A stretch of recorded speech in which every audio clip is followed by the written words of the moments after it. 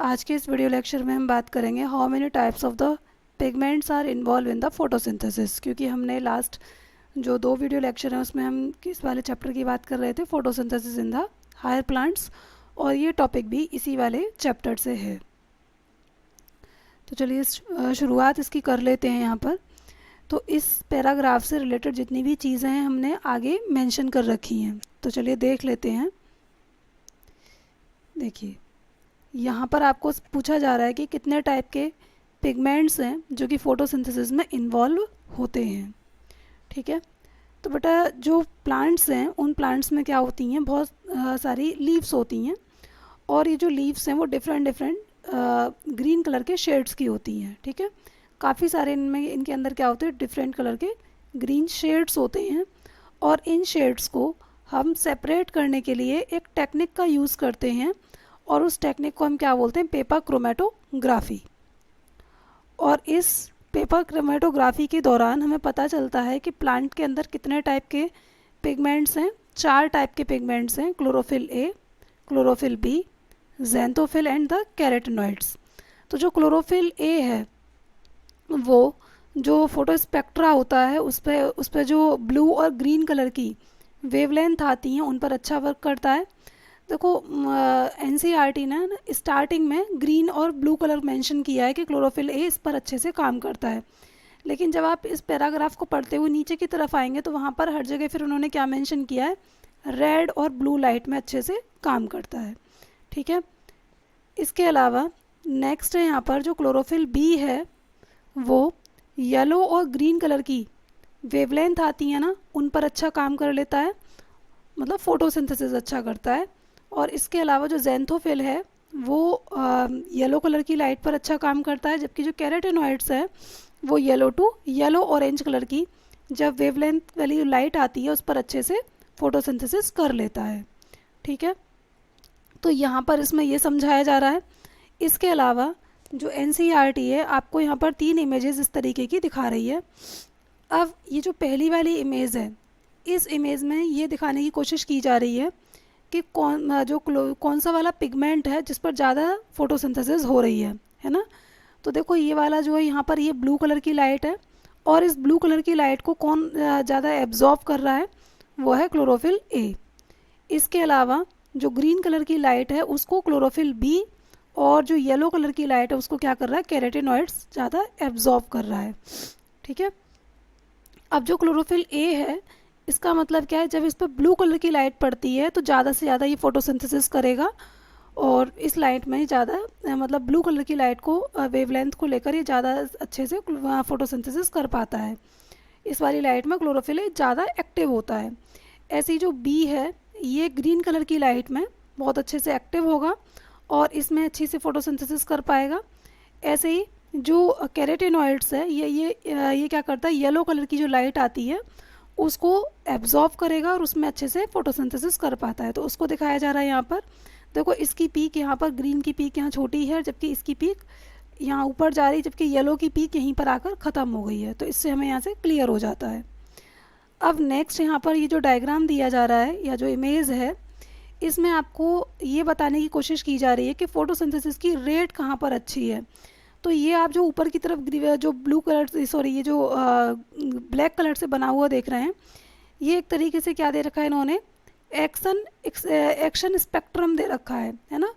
मतलब लाइट को एब्जॉर्व करने के बाद यहाँ पर किस तरीके से फोटोसिंथेसिस का प्रोसेस हुआ है ना, उस प्रोसेस का यहाँ पर क्या दे रखा है, ये एक्शन स्पेक्ट्रम दे रखा है। अब यहाँ से क्या क्लियर होता है कि भाई जितनी ज़्यादा फोटोसिंथेसिस होगी, मैक्सिमम फोटोसिंथेसिस, इसका मतलब maximum evolution of the oxygen होगा। और ये मैक्सिमम फोटोसिंथेसिस कहाँ पर हो रही है, ब्लू लाइट में।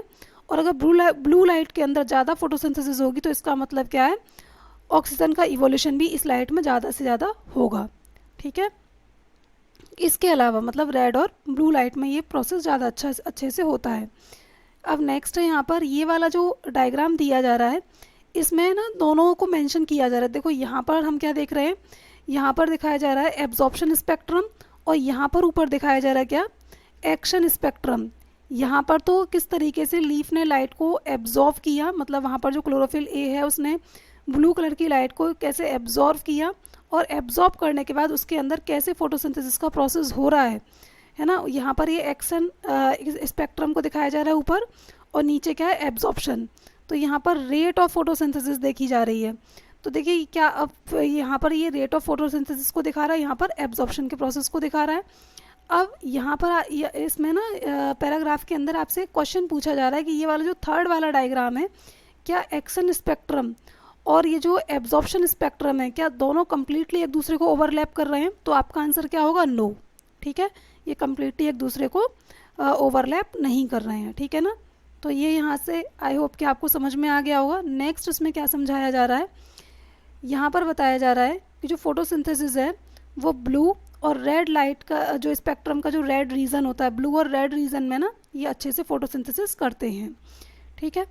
अब नेक्स्ट है यहाँ पर सम फोटोसिंथेसिस, मतलब जो फोटोसिंथेसिस है कुछ अदर टाइप की जो वेवलेंथ आती है उन पर भी होता है। जैसे हमने अभी देखा था कि क्लोरोफिल बी जो है वो ग्रीन लाइट में, ऐसी जो कैरोटिनॉइड्स है वो येलो लाइट में, और जेंथोफिल्स जो हैं वो येलो ऑरेंज लाइट में अच्छे से फोटोसिंथेसिस कर पा रहे थे। तो इसका मतलब ये नहीं है कि मतलब सिर्फ ब्लू और रेड लाइट में होता है, ब्लू और रेड लाइट में ज़्यादा अच्छे से फोटोसिंथेसिस होता है। इसके अलावा जो अदर जो लाइट आती है उनमें भी वो ठीक से वर्क कर लेते हैं, उनमें भी वो मतलब फोटोसिंथेसिस वहाँ पर भी हो जाता है, लेकिन रेड और ब्लू में ज़्यादा अच्छे से होता है। ठीक है। अब नेक्स्ट है यहाँ पर कि जो क्लोरोफिल ए है, ये जो क्लोरोफिल ए है, ये क्लोरोफिल ए जो है क्या है, मेजर पिगमेंट है। एक तरीके से क्लोरोफिल एक मेजर पिगमेंट है और ज़्यादा से ज़्यादा लाइट को क्या करेगा, ट्रैप कर लेता है। ठीक है। अब देखो कुछ इस तरीके से रहेगा, क्लोरोफिल ए तो बीच में रहता है, बाकी के जो साइड में देख रहे हैं आप, ये सब क्या है, ये सब एक तरीके से एक्सेसरी पिगमेंट्स हैं। और इनमें क्या क्या शामिल हैं, जैसे कि क्लोरोफिल बी शामिल है, जेंथोफिल शामिल है, और यहाँ पर कैरोटिनॉइड शामिल होते हैं। ठीक है। अब ये जो थाइलेकॉइड क्या है, थाइलेकॉइड हमने लास्ट वीडियो लेक्चर में बताया था कि हम वहाँ पर क्लोरोप्लास्ट है, और क्लोरोप्लास्ट के अंदर ग्रेना का स्ट्रक्चर मिल रहा था, और उस ग्रेना का जो एक सिंगल स्ट्रक्चर होता है उसको हम क्या बोलते हैं, थाइलेकॉइड कहते हैं। तो उस थाइलेकॉइड के अंदर ये सब मतलब वहाँ पर ये प्रोसेसिंग चल रही है ना। और वहाँ पर क्या हो रहा है कि ये जो पिगमेंट्स वहाँ पर इस तरीके से आके अरेंज होते हैं और क्या करते हैं, क्लोरोफिल ए को फोटो ऑक्सीडेशन से बचाने का काम करते हैं। क्योंकि इस पर ये जो है, अगर ये जो फोटोन, ये जो लाइट आ रही है ना, सनलाइट है ना, सनलाइट में क्या है, फोटोन्स है। अगर ये डायरेक्टली यहाँ क्लोरोफिल ए पर आके पड़ेंगे तो हो सकता है ये इफेक्टिवली वर्क ना कर पाए या फिर ये ब्रेक कर जाए। इसलिए यहाँ पर क्या होते हैं, ये इसके हेल्प के लिए ये एक्सेसरी पिगमेंट्स के फॉर्म में इसके चारों तरफ इसको घेर के रखते हैं, जिससे कि लाइट डायरेक्ट क्लोरोफिल ए के ऊपर ना आकर पड़े। ये पहले लाइट कहाँ आती है, यानी कि जो फोटोन्स आते हैं लाइट में, वो पहले किसके पास आएंगे, क्लोरोफिल बी के पास, जेंथोफिल और कैरोटिनॉइड्स के पास। पहले ये इसको क्या करेंगे, लेंगे, और लेने के बाद फिर एनर्जी ट्रांसफ़र किसको कर देते हैं, क्लोरोफिल ए को ट्रांसफ़र कर देते हैं। तो इसीलिए यहाँ पर क्या बोल रहे हैं कि जो क्लोरोफिल ए है वो एक मेजर पिगमेंट है, बाकी के ये जितने भी पिगमेंट्स होते हैं क्या होते हैं, एक्सेसरी पिगमेंट्स कहलाते हैं। और ये लाइन यहाँ पर बताई भी जा रही है, देखिए ये लिखी हुई है यहाँ पर, यहाँ पर है, they not only enable a wide range of the wavelength of incoming light to be utilized for the photosynthesis but also protect chlorophyll A from the photooxidation। ये बात अभी हमने बताई थी आपको। तो ठीक है बेटा, आई होप कि ये वीडियो लेक्चर आपको समझ में आया होगा, और अगर आपको ये वीडियो लेक्चर समझ में आया तो प्लीज़ हमारे चैनल को लाइक, शेयर एंड सब्सक्राइब कीजिएगा। Thank you students.